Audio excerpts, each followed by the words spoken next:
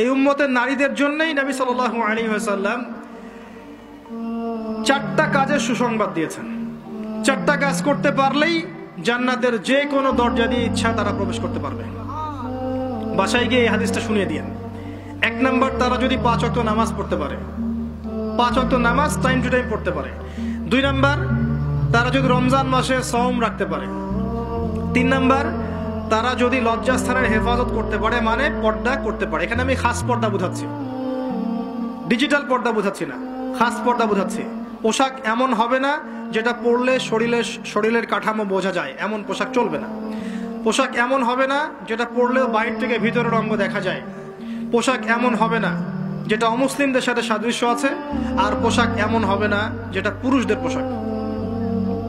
তারা যদি তাদের লজ্জাস্থানকে হেফাজত করতে পারে। আর 4 নাম্বার, যদি স্বামীর আনুগত্য করতে পারে। এই 4টা কাজ যে নারী করতে পারবেন, ইনশাআল্লাহ জান্নাতের যে কোনো দরজা দিয়ে ইচ্ছা প্রবেশ করতে পারবেন ইনশাআল্লাহ তাআলা।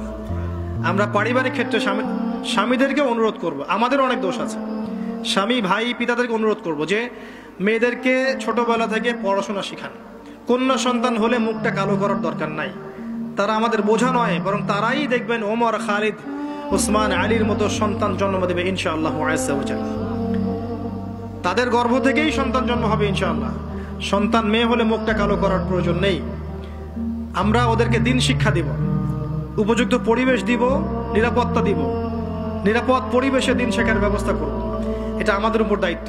তাদেরকে সম্পত্তির অধিকার দিতে হবে, এটা আমাদের উপর দায়িত্ব। জুলুম করা যাবে না, তাদের উপর জুলুম করা যাবে না। তাদের ব্যাপারটা, ফিতরতটা হচ্ছে তারা একটু বক্র হবে। তাদের ফিতরত, তাদের চরিত্র স্বভাব হচ্ছে তারা একটু বক্র হবে। এটাকে মেনে নিয়েই চলতে হবে।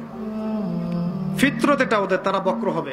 আপনাকে আমাকে মেনে নিয়েই চলতে হবে। আল্লাহ পাক তৌফিক দান করুন।